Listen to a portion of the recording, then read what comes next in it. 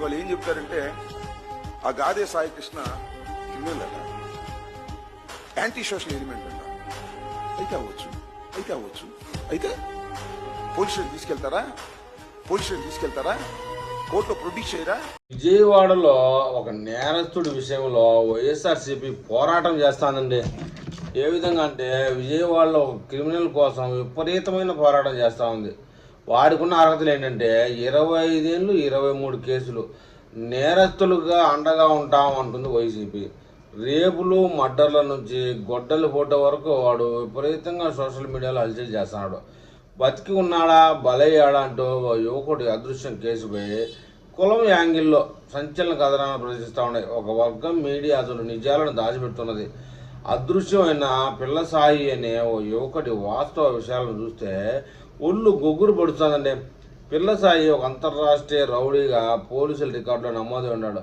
విజయవాడ నుంచి తెలంగాణ వరకు అతనిపై కేసుల పరంపర కొనసాగుతూనే ఉంది. వాస్తవంగా వాడిని ఎప్పుడో ఎన్కౌంటర్ చేసి ఉండాలి, మరి ఎందుకో ఇంతవరకు చేయలేదు.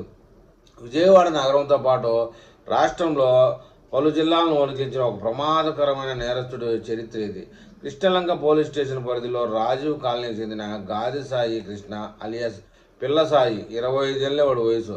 నేర చరిత్రను చూస్తే అందరికీ వణుకు పుడతా ఉంటుంది.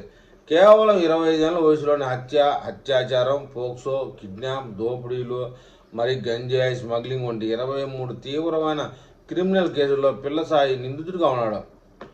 ప్రజాశాంతికి, శాంతి భద్రతలకు తీవ్ర విఘాతం కలిగిస్తూ ఇతనిపై ఇప్పటికే 2017 జనవరి 15కే రౌడీ షీట్ని ఓపెన్ చేశారు విజయవాడ పోలీసులు. విజయవాడలో బ్లేడ్ బ్యాచ్ను పోషిస్తూ భయానక నేరాలకు పాల్పడుతున్న నగర ప్రజలను భయభ్రాంతులకు గురి చేస్తూ వ్యక్తిగా పిల్ల సాయి బాగా గుర్తింపు పొందాడు. గాది సాయి కృష్ణ విజయవాడ నగరానికే పరిమితం కాకుండా గుంటూరు జిల్లా, రాజమండ్రి, మరి తెలంగాణలో ముఖ్యంగా హైదరాబాద్ పరిసర ప్రాంతాల్లో కూడా నేరాలకు పాల్పడుతున్నట్టు ఒక అంతర్రాష్ట్రీయ నేరగాడు పోలీసు రికార్డులో ఉంది.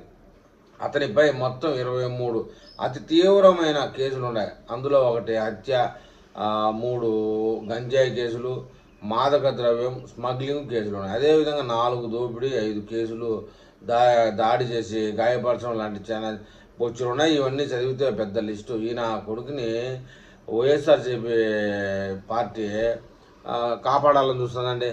ప్రస్తుతం ఈ నిందితుడిపై కృష్ణలంక మరియు మాచవరం పోలీస్ స్టేషన్ల పరిధిలో 3 నాన్ బెయిలబుల్ వారెంట్లు ఉన్నాయి, పెండింగ్లో ఉన్నాయి.